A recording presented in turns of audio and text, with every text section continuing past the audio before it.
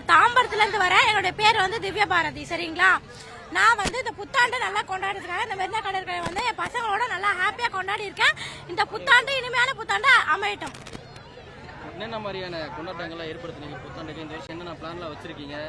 2025 முடிஞ்சு போச்சுங்க.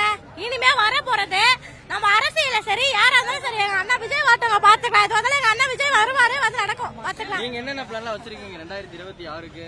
26ல செய்யணும் அப்படின்னு ஏதாவது வச்சிருக்கீங்களா? நாங்க டிவிக்கு ஃபேன்ங்க எல்லாரும். சரியா, நாங்க தளபதி தாங்க. ஓகேவா, தளபதி ஐ லவ் யூ மை தளபதி. ரொம்ப சந்தோஷமா இருக்கு. ஹாப்பி நியூ இயர் கொண்டாடலாம்னு குழந்தைங்களோட வந்துக்கிறோம். பீச்ல கூட்டமா இருக்கு, எப்படி இருக்கு? நீங்க இப்ப கூட்டமா இருக்குது, அது ஒரு என்ஜாய் தான் இருக்கு, அது ஒரு சந்தோஷமா இருக்கு. நிறைய கூட்டத்தோட வந்து நம்ம பாக்குறது அது தனியா இருந்தா அவ்வளவு சந்தோஷம் இருக்காதுல்ல. கூட்டமா இருக்கும்போது அது இன்னும் தனியா ஒரு சந்தோஷம்.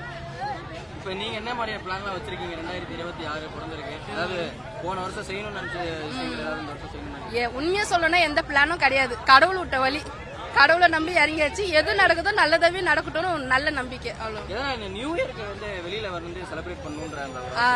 நியூ இயர் ஃபர்ஸ்ட் நம்ம எவ்வளவு ஹாப்பியா இருக்கணுமோ அந்த வருஷம் ஃபுல்லா அதே மாதிரி ஹாப்பியா இருப்போம்னு ஒரு இது. அதனால இந்த வருஷம் ஃபுல்லா சந்தோஷமா இருக்கணும்னு குழந்தைங்களோட என் தங்கச்சி கூட பிறந்த தங்கச்சி, என் சின்ன பையன், எங்க தங்கச்சி பொண்ணு, அந்த மாதிரி ஃபேமிலியோட வந்துக்கிறோம். அது ஆமா. இன்னைக்கு ரொம்ப ரொம்ப சிறப்பா சந்தோஷமா இருக்கு. அது சொல்லவே முடியாத அளவுக்கு ஹாப்பினஸ். பீச்சுக்கு எப்பவுமே நம்ம வருவோம், ஆனா இன்னைக்கு இருக்கிற சந்தோஷம் அந்த நாள்ல இருக்காது. அந்த மாதிரி நியூ இயர் ஃபர்ஸ்ட்னா அது ஒரு தனி சந்தோஷம்.